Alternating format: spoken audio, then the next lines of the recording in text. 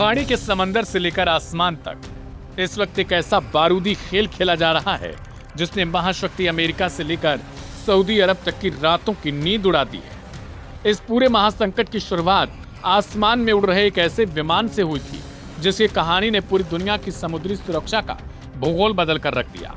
Iran के पूर्व supreme leader Ali Khamenei के जनाजे से लौट रहा एक विमान जब यमन की राजधानी सना में लैंड करने वाला था, तभी अन वक्त पर सऊदी समर्थित यमनी सरकार की सेना ने एयरपोर्ट पर ताबड़तोड़ हमला कर दिया। मकसद साफ था कि विमान को मलबे में तब्दील कर दिया जाए, लेकिन हूती की हौसलों और विमान के जाबाज पायलट ने आखिरी सेकंड में वो ऐतिहासिक फैसला लिया था जिसने दुश्मनों के मंसूबों पर पानी फेर दिया। पायलट ने सूझबूझ दिखाते हुए विमान का रुख तुरंत लाल सागर के किनारे बसे हूती नियंत्रण वाले सुरक्षित हुदैदा शहर की ओर मोड़ दिया। उस वक्त शायद किसी को अंदाजा नहीं था कि हुदैदा में हुई यह सुरक्षित लैंडिंग वैश्विक महाशक्तियों के खिलाफ हूती के एक नए और प्रचंड युग की शुरुआत करने जा रही है। इस सुरक्षित लैंडिंग के बाद पश्चिमी मीडिया और न्यूज एजेंसी रॉयटर्स ने सनसनीखेज दावे शुरू कर दिए। रॉयटर्स के मुताबिक रिपोर्ट में सूत्रों के हवाले से आरोप लगाया गया कि 13 जुलाई को तेहरान से यमन पहुंचे इस विमान में सिर्फ आम यात्री नहीं थे, बल्कि इसमें ईरान के इस्लामिक रिवॉल्यूशनरी गार्ड कॉर्प्स 10 से 21 वरिष्ठ कमांडर और सैन्य सलाहकार भी मौजूद थे। पश्चिमी देशों का दावा है कि अधिकारी हूती लड़ाकों को नए और आधुनिक मिसाइल सिस्टम की ट्रेनिंग देने और उनके हौसलों को नए रूप से और मजबूत करने आए थे। यहाँ तक कि विमान में हूतियों को आर्थिक सहयोग देने के लिए सोना भेजने के भी दावे किए गए, लेकिन हूती नेतृत्व ने पश्चिमी मीडिया के इन आरोपों को पूरी तरीके से खारिज करते हुए कहा कि एक हताश प्रोपेगेंडा है। खुद उस विमान में सवार रहे हूती मीडिया अधिकारी ने बताया कि विमान में मौजूद सभी लोग सिर्फ और सिर्फ आम नागरिक थे। ईरान के विदेश मंत्रालय ने भी पश्चिमी मीडिया के दावों को झूठा करार देते हुए 20 जुलाई को स्पष्ट कहा कि 13 जुलाई की इस फ्लाइट का एकमात्र मानवीय उद्देश्य तेहरान से लौट रहे हूती प्रतिनिधिमंडल और ईरान में अपना इलाज कराकर वापस आ रहे यमनी नागरिकों को सुरक्षित घर पहुंचाना था। पश्चिमी दुनिया हूती के बढ़ते प्रभाव से कितनी खौफजदा है, इसका अंदाजा इसी बात से लगा सकते हैं कि इस फ्लाइट के पहुंचने के मात्र 3 दिन बाद ही समंदर का पूरा समीकरण बदल गया। रिपोर्ट्स के मुताबिक हूती लड़ाकों को साफ संदेश दिया गया कि यदि अमेरिका ने ईरान के ऊर्जा ठिकानों को छूने की हिमाकत की तो दुनिया के सबसे व्यस्त तेल मार्ग को पूरी तरीके से ठप कर दिया जाएगा। और हूती ने ठीक ऐसा ही करके दिखा भी दिया। हूती ने सऊदी अरब के खिलाफ एक ऐतिहासिक और मजबूत समुद्री नाकेबंदी का ऐलान कर दिया। इस ब्लॉकेट के ठीक बाद हूती के जाबाजों ने समंदर के बीचों बीच सऊदी अरब के 2 विशालकाय तेल टैंकरों पर मिसाइल और ड्रोन से ऐसा सटीक निशाना लगा दिया कि पूरी दुनिया देखती रह गई। सऊदी अरब को अंतर्राष्ट्रीय मंच पर सरेआम यह कबूल करना पड़ा कि उसका एक तेल टैंकर इस हमले में पूरी तरीके से तबाह हो गया।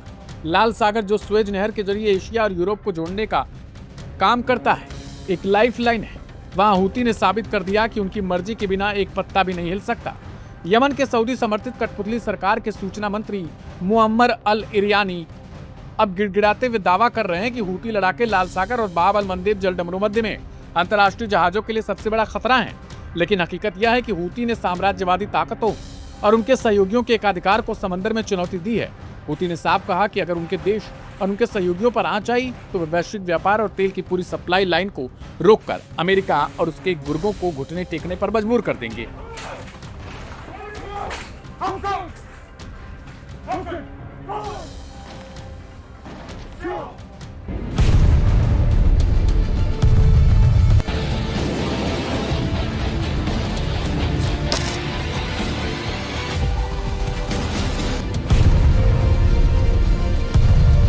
रात के अंधेरे में ये चिंगाड़, ये चिंगारी जो ज्वाला बन निकल पड़ी है दुश्मन के ठिकानों को तबाह करने। जी हां, ये अराश है, ईरान का अराश। वहां इसे अराश कहते हैं, लेकिन हिंदुस्तानी में अर्श। अब इस चिंगारी का नतीजा देखिए। यह है बहरीन का धधकता हुआ शेख ईसा एयरबेस, जहां से उठता काला धुआं बता रहा है कि अपना काम कर गया अराश। ऑपरेशन थंडरबोल्ट की 24वीं लहर के तहत ईरान ने बहरीन में अमेरिकी अड्डे में फ्यूल स्टोरेज टैंक्स, हथियारों के वेयरहाउस और बड़े बड़े हैंगर्स सब उड़ा डाले। 24 जुलाई की सुबह बहरीन के शेख ईसा एयरबेस पर यह मंजर था। एक्सपर्ट कहते हैं कि ईरान का एक ही मकसद है कि अपने सस्ते और मारक हथियारों से वेस्ट एशिया में अमेरिका के भारी और महंगे हथियारों को बेदम कर डालो। ये एक ऐसी रणनीति है जो पीस डील MOU साइन होने के बावजूद अमेरिकी हमलों के बाद ईरान ने अपनाई है और इसे नाम दिया है ऑपरेशन थंडरबोल्ट, जिसका मकसद है अब अमेरिका का खित्ते में खात्मा और सीधे इसराइल को पकड़ना। इससे कम कुछ नहीं। इससे पहले गदीर, कादिर, फतेह, खैबर शिकन और हज कासिम बैलिस्टिक मिसाइलों से मिडिल ईस्ट में अमेरिका को तगड़ी चोट देने के बाद ईरान अब ले आया है अराश 1 और अराश 2।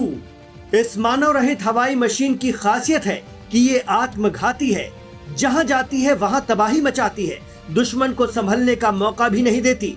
ईरान का दावा है कि अराश 2 ड्रोन 2000 किलोमीटर की सीमा के भीतर सभी खतरों को मिटा देगा, जबकि ईरान से इसराइल की दूरी 1700 किलोमीटर है और अमेरिकी ठिकानों की उससे भी कम। दुश्मन के रडार से बच निकलने वाला अराश ड्रोन इस्लामिक रिपब्लिक और पासदाराने इस्लाम की जबरदस्त तकनीक है। कहा जाता है कि इसे ईरान में बड़े पैमाने पर तैयार किया जाता है। साल 2022 में ही ईरान ने दावा कर दिया था कि उन्नत अराश 2 ड्रोन और उससे पहले का मॉडल अराश 1 दुश्मन से टकराव की स्थिति में इसराइल के कब्जे वाले क्षेत्रों में तेल अवीव और हाइफा के तटीय शहरों को निशाना बनाने के लिए ही डिजाइन किया गया है। डिफेंस एक्सपर्ट बताते हैं कि पोर्टेबल लॉन्चर से उड़ाए जाने वाले अराश ड्रोन का पंख डेल्टा किस्म का है और इसे हैवी स्पीड के लिए डिजाइन किया गया है। इसलिए इसका डिजाइन लड़ाकू ड्रोन को बैलेंस बनाते हुए लंबी दूरी तक उड़ान भरने के लिए अपने ईंधन को सेव करते हुए उड़ने की इसे ताकत देता है। गौरतलब है कि ईरान की ड्रोन टेक्नोलॉजी दुनिया की सबसे बेहतरीन ड्रोन टेक्नोलॉजी में से एक है। ईरान के शाहिद ड्रोन का इस्तेमाल रूस ने यूक्रेन के खिलाफ जंग में खूब किया। मीडिया रिपोर्ट दावा कर रही है कि अराश ने मिडिल ईस्ट में अमेरिकी ठिकानों पर कहर बरपाना शुरू कर दिया है। इस बीच ईरान के शहरों में आवाम फिर सड़कों पर है, ये दिखाने के लिए कि अब फुल सपोर्ट है। खित्ते में अमेरिका को हमेशा हमेशा के लिए नाबूद करो और इसराइल को सबक सिखाओ, जड़ पर वार करो। यही वजह है कि जनता पासदाराने इस्लाम का और IRGC जनता का मनोबल बढ़ा रहे हैं। ये तेहरान के आज़ादी स्क्वायर का वीडियो है, जहां जुल्फकार बैलिस्टिक मिसाइल रख दी गई है और इसकी नुमाइश या प्रदर्शन इसलिए किया जा रहा है कि आवाम में भरोसा बना रहे कि उनकी फोर्स अमेरिका के कदम ईरान की जमीन पर पड़ने नहीं देगी, बल्कि हो सकता है कि ईरान ही मिडिल ईस्ट में मौजूद किसी अमेरिकी बेस में घुस जाए और कंट्रोल हासिल कर ले।